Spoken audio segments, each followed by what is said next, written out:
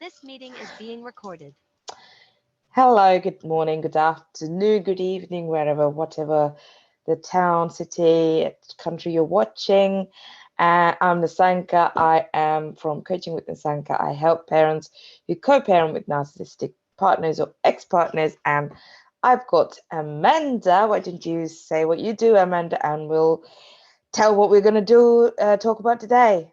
Yes. So hi again. And for new listeners, hello, my name is Amanda Hale, and I help predominantly women who are navigating breakup and divorce from highly toxic or narcissistic exes.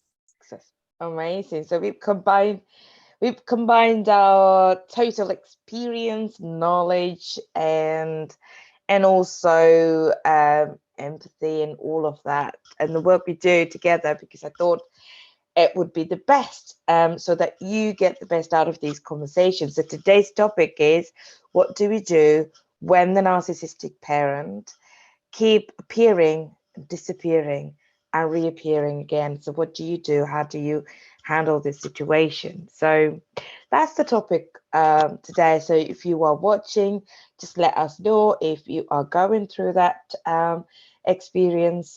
Just drop a line and let us know. And how did you help your children? How are your children reacting? And how are you actually managing this whole situation? And tell us what the impact that you have noticed on children. So maybe you might be able to share blind sides that we've not noticed yet. So every story is individual, very different. So let us know. So I thought I'd start this with Amanda. Like I said earlier, I'll start this with a great, one of the greatest play that's ever been written on this planet. It's by a German writer, Bertolt Brecht. I hope I pronounced the German name correct. So if I don't, yeah, it's the name of the story is play is Caucasian Chalk Circle. I think there's been a show going around. So basically, the story in short and sweet is, there's these emperors who got the power, the money, they have a child, and there's a riot because they obviously, people in power, they don't do what they're supposed to do. So the people fight against the monarchy and tyranny. And then the emperors, the man, king, and the queen, they escape the country, they escape the right, but they forget to take their own child with them. They forget the baby. I think there is that at the beginning of that story, there is that they've got an opportunity to come back and pick the baby up, but they choose not to anyway because it's not convenient. They wanted to save themselves first. Very much sounds like a narcissistic parent when it comes to convenience and their own well-being, that they will pick themselves over before the children. So it's the maid who looks after, or the nanny who looks after this baby, who then comes back, face the battle, and picks the baby up and takes the baby to safety.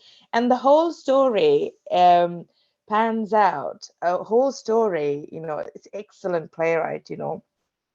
Plot is that she then has to give up her own love. She's in love with the soldier. She has to give up her own love. And then she has to marry a very old man for convenience so that the baby gets a father's name. So she makes all these sacrifices. And she's been chased by these soldiers because knowing that the baby is with her. And she just puts herself at risk. Aren't you the parents who actually do this shit with, when you're co-parenting with a narcissistic partner? You are the ones who's putting yourself in danger. You're the one who's sacrificing your own happiness. You're the one who is walking on this tight rope, of making sure these children are okay, safe, loved, and also socially accepted, and protected. So you will do whatever it takes to give that life in the best possible way that you can imagine. So you are this character, who's this nanny, who is actually saving this child. The time goes on, the riots calms down, and she this brings this baby up with so much love. And he just turns out to be this amazing little child. And then war ends, and the emperor, the king, and the queen, they return to the kingdom. And then suddenly they're looking for the heir to the throne, because without an heir to the throne, their kingdom is at stake again. So again, it's the convenience, it's their own use, there is a transactional reason behind it. There's no love and compassion or anything involved. It's not a needed child. It's not a wanted child. It's a convenient child. It serves a purpose, very much like a very narcissistic parent. Again, serves a purpose for them. It's very transactional. So they want the child back. And she wouldn't, the nanny wouldn't give up the child. She loves this child, right? Anyway, so they go to this judge. In the story is very drunkard and, very unempathetic, a bit of a, I don't want to go into like explaining what that whole purpose is, but very much like our judicial system, corrupted, corrupted, given into power, not very empathetic, not very patient either. They've got their own corruption, but they'll end up projecting it towards the people who seek justice, So it's the representation of that character. So there's this judge. Anyway, he can't make a decision based on law. What he does, however, is very clever. He says, draw a chalk circle, put the child in the middle, ask both mothers to pull the child. Whoever has more power will give the child back, which is very much like our judicial system, right? Whoever has power will get more custody, will get more percentage, will get whatever they want. So they start pulling the child, and the woman nanny, who brings this child up with love, lets go of the child because she doesn't want to hurt the child. Right? Isn't that what we do as the solid parent? We can't bear the pain of the child, and we make the decisions. We lose our connection with our own children sometimes in an attempt to protect the child because we don't want to hurt. But the narcissistic parent walks away feeling triumphant. I got what I want. I got my child. Da, da, da, da. And it's not even the best for the child. It's not the best decision for the child. Just like our judicial system, I don't think they do what's best for the child. They do what's been happening for centuries with old laws, with lack of understanding, and what they assume as the best, or for the child, isn't actually always the best for the child. Anyway, so this judge decides nanny gets the child in the end, because he saw what happened. He saw what happened. He saw that this woman didn't want to hurt the child, and writes off, this is your child. And it really does come down to then having a judge, having judicial people who can actually then understand the love and the empathy and the compassion behind these people, which we've not been very lucky, fortunate enough to get. There is a few, I'm pretty sure there is a few, who'll tune into the situation, who'll make the best choices for the child, but there isn't many. I thought I would start with that story. Amanda, have you got any thoughts? Anyway, so there is a happy ending. The child goes away with the nanny, and then they lose the child. The king and the queen deservedly lose the child, and there is a happy ending. And he breaks off an old marriage, but turned out to be the woman that the old man that this woman married just to keep the family name. So it turns out she gets divorced and she gets to be back with her lover as well. So it's all a love, ending. And I also want to give that message. There is a good ending as well to all of these difficult stories. There is always a good ending as well. Universe will support you one way or the other, right? It will support you because you are the good parent. It's difficult to believe it will be the case, but it will support you. Any thoughts, Amanda? Yeah, I would just extend upon what you were saying in that my message to everyone would be, there is hope. Yes, there are problems in the court system, family court system, undeniably, but there are some situations where there is a good judge on the day, or they do get it and they have had relevant experience, so they can recognize what's going on and they will act in the best interest of the children. So, I mean, it's not entirely bleak. It's not perfect by any stretch. But also on the point that you said that, as long as one keeps one's, side of the street clean and always knows one's truth and that one is doing the right thing and doing everything that really is in the best interest of the child, that's really all you can do. You can only do what's within your control at the end of the day. Absolutely. Absolutely. Thank you very much. That's a really good point, which brings us back to the point or the title, today's focus of the conversation today, which is how many times do you allow these people to keep coming back in children's lives? And some people just vanish. It's too much for them, or they've got another love interest, or they just can't be bothered, or they have other thing, a career or a different thing that's lined up that's more important to them than the child. So they vanish, but suddenly that supply stops and they get bored and they come back into children's lives. Or maybe for a short period of time, they thought, oh, I want to spend some time, I want to get some, this connection and going. By that point, you as the solid parent will have done all you can alone, possibly, to support this child, protect them from the trauma, encourage them to move on, and then they come back. The wound is dug again. So what would you do in situations like that? I mean, if you're going through anything like that, do let us know. But what would you do? Amanda, I think you've had some really good insight earlier.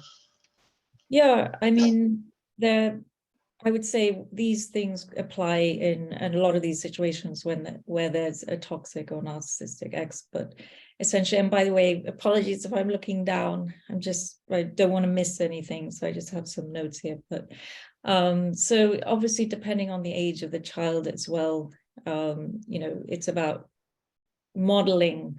First of all, modeling the behaviors that you want to see in the child eventually, and that will, let's say, counteract let's say the damage that's done by the narcissistic parent coming and going and them feeling that there isn't that kind of stability there, and maybe there's a lack of trust building up. So it's about expressing to the child that they're allowed to have these boundaries in place to protect themselves, and boundaries can be all sorts of things. So this is about internal boundaries, like what is acceptable to me, and the other person doesn't have to agree to a boundary or not. This is it's to protect oneself from harm. So expressing to the child they have rights to protect themselves. Yeah. And also promoting this idea of self-love. I know everyone's talking about self-love, but but it is so crucial that at the end of the day, regardless of whether this parent is showing a healthy kind of love or not, they have that inner guidance and inner trust and the love coming from themselves, that I am getting across that message that I am a good and wonderful person exactly as I am, regardless of what's going on around me. Yeah. And it's important, of course, that the parent works on that themselves, which is, when you come out of that kind of relationship, toxic relationship, it's very common not to feel that kind of self-love, or it even predates the relationship. So it's really crucial as well that the parent works on themselves in order to model that to their children. I have many other points, but I'll go back to you, Ms. Sanka. That's What do you okay. think about what I've said? No, that's absolutely fine. Yeah, thank you very much. Thank you very much. Self-love is, I think we've got to challenge the social construction of self-love a little bit here, because I think a well-being industry accounts for about $10 billion industry in the world. That means the self-love, a false narrative of self-love, is being sold to us as people. Go and get a massage, go and get some oils in, go and go and get even therapy, go and get therapy in. Like, this is all about, this is being sold to us. And when we are in a state of I'm not enough and I can't do this, it's very easy to jump in the bandwagon and just go for this self-love craze. But self-love is more about accepting what it is that's happening within you, to you, in your surroundings, not to tolerate toxic and abusive behavior towards you, but to be able to accept this is happening, and this has happened, or this has been happening, this is likely to happen. There's so many things that could happen. So accept that that's what's happening. And then also, in terms, without internalizing the blame and the shame towards you, because this is somebody else doing this abusive behavior towards you and your children. So without internalizing that shame, and it's just about then processing and processing the emotions. Once you do this and you show your children how to do this, they learn what's best for them as well. They learn this isn't actually my fault. This is somebody else making this decision to reappear in my life. And actually, some children, as they grow up, some children will just go, actually, you're a bully. I don't want you to be a part of my life. I'm gonna cutting you out. I'm gonna cut you out. Some children will do that, and if that's their decision, support that decision. And what we shouldn't do is go and triangulate children and say, oh, you can't do that, it's your father, it's your mother, after all you still have a connect. Don't romanticize this whole, seduce this whole idea of having a mother or father in your life. If they're not healthy, they need to go, and if the child has decided to let them go, then let them go, and then you be that supportive figure in their life. And that's what they can do. And I think sometimes we've got this social pressure of forgiving and accepting, and families everything, and where we're wired to be connected to somebody. And when it's your child's parent or the parent, there is innate hope, and this hope that one day this will work out, one day they will realize. I think it's important to snap out of that dream and hope that one day will never come. They will never take ownership of their own mistakes and what they're doing, and the fact that they're traumatizing children. That's not going to happen. So there's a great part of us accepting radically this is what's happening, and also telling the children, like you said, Amanda, it's not your fault, it's their choice. I love you, you're in my life. So it's just making sure that children are loved and get the support that they want. And self-love, like I said, is about encouraging these children to accept that their circumstances. So that's self-love. Yes, maybe their friends have amazing families. They don't. It's okay. Even that, we're still okay. We're still okay. We're still a family. You and I, we're still a family. This is our family unit. So you create a different definition without clinging on to the socially constructed definitions of things. You're encouraging children to then think outside the box and accept it. Single parenting is absolutely okay. I love it. You love it. We do it. It's good. It's good. Yes. you know I mean, I'm Asian. I'm from an Asian culture, and I think quite a lot of people panicked when I decided to single parent, and the notion was you can't do it alone. I know I can't do it alone, but I'd rather do it in a healthy manner. Yeah. I'm not saying I can do it alone. You're not meant to raise a child on your own. You need an entire village to raise a child. That's how it's meant to be. You shouldn't have to do it alone. But at the same time, if you're doing it in a healthy manner and doing it alone is the only option, go for it. Yeah. And on that note, I just add that, you can introduce all sorts of healthy other role models into their life. Yes. Whether it's, and in this, obviously it happens, but there can be male and female narcissists. So whichever role model is missing, you would find, different varieties, whether it's a teacher, if you can get a nanny or someone like that, either a manny or a nanny, depending on the situation, and just finding healthy role models who can kind of fill that gap, and promote these healthy messages to them, and also obviously grandparents, etc. If there are healthy family members in the mix, that is great. And also I would add,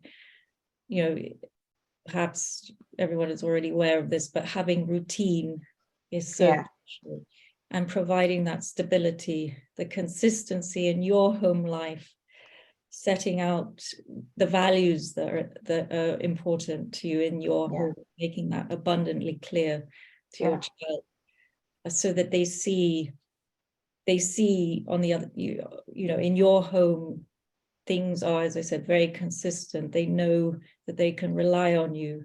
You'll always be there. And also the idea of there being open communication, always encouraging them to speak to you, and that you're always there as a safe place. And encouraging, and I know you've said this in other talks, encouraging critical thinking. As they get older, it gets easier to help them think things through, and talking generally about situations, involving other people. How does that seem to you? And in terms, I'm going kind of all over the place, but we all know that it's important to encourage empathy. Yeah. They're not going to get that from the toxic parents. So No. You could watch a movie and then afterwards have a discussion about the characters and how they interact. What did you think about when that person did that? And so you're giving broad lessons about things, and then they, eventually they connect the dots, and also that, but they will see, the difference eventually between the healthy parent and the one who's inconsistent, coming back and forth. You don't have to spell it out. No. Children trust the children's innate wisdom. Trust their innate wisdom, because they come with a lot of wisdom programmed to them. We think they know nothing, but they come with already a program written already, because if you think about epigenetics and generational patterns, they bring generational trauma, but as well as generational wisdom. So do trust them. So when a baby comes to this world, when a child starts growing up, they've got their own thing, they've got their own perception about the world, they make their own connections, so trust that. Like Amanda said, trust that. Create that consistency in the house, so they know the difference between the consistency and the inconsistency. They might have a longing to have a father figure or a mother figure that they've not had consistently. In that case, we can never replace the mother or the father figure, but we can replace the empathy and the connection that we get or we don't get from those people. I think at the end of the day, it's the connection, it's the relationships that, childhood adverse experience, it's all about relational trauma, right? And then if you can create a healthy relationship, healthy role modeling, that relational sort of damage or the trauma can be healed within a healthy relationship. So it's just about creating that environment for them. And at the end of the day, I think we're coming to the end of our time, so we'll probably need to conclude it. Conversation. At the end of the day, it's not the number of times they keep appearing and reappearing into your life that's important. It's just about what you do as a solid parent with your children. That's what matters. So, like, to sum up, boundaries, therapy, internal work. You do your work as well. Have the role modeling environment, alternative environments where they can have fun, and normalize that this happens as well in their children's lives.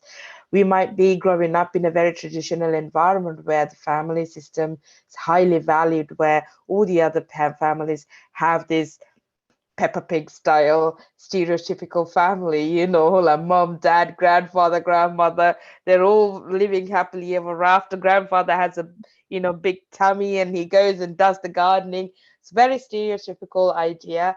You can challenge these stereotypes in your children's mind, which is why the critical thinking is so important. So challenge the ideologies, challenge the social constructs, and encourage children to just embrace something new that the society is not providing, and it's okay. And you can do that. You can't do it alone. And this, I don't mean it in a, or you can't do it alone, uh, you know, because you're not meant to do it alone. That's why, even with all our skills and knowledge and everything, I still have like a group of people around me. Like I go and ask for help, and I need a shoulder to cry. And I have moments I cry a lot, and I have moments where, the pain and the grief is too much for me to bear on my own. I need the support. And because we're humans, my business mentor, Tad Hargrave, always say, who do you think you are not to ask for help? And that's quite a perspective, I think.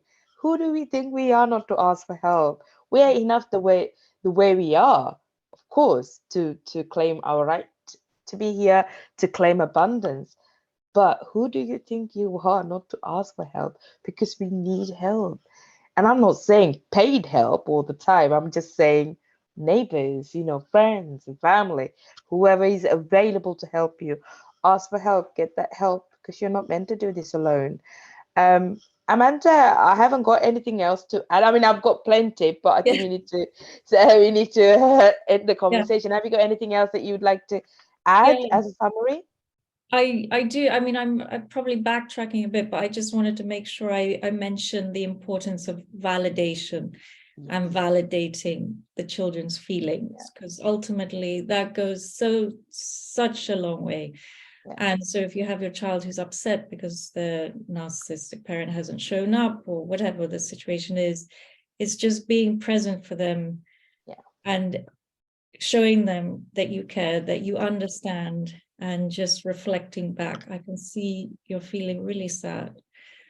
Let them, speak, be active listening. And that's such a great bonding opportunity. And also equally, as you may know, when you're subjected to narcissistic abuse, the self-doubt can be incredible. So when you're being told often by a parent, well, you can't be feeling that way. It's not possible. No, you're not angry. Come on. And so you feel completely, your feelings are not valid.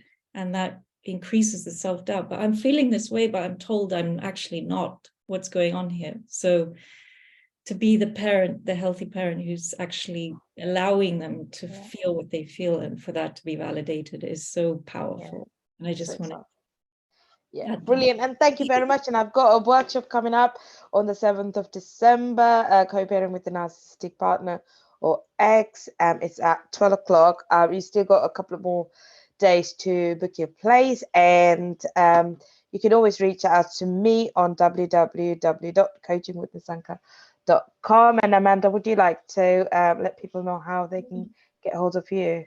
So you can find me on Instagram at narcissism_recovery_mentor, or at www.amandahale.co.uk. Thank you. Awesome. All right. Thank you very much, guys. Sending you lots and lots of love and healing vibes for people who are going through this. We yeah, just love yourself and take care. Bye bye. Stop recording. Where do I do this? Bear with me.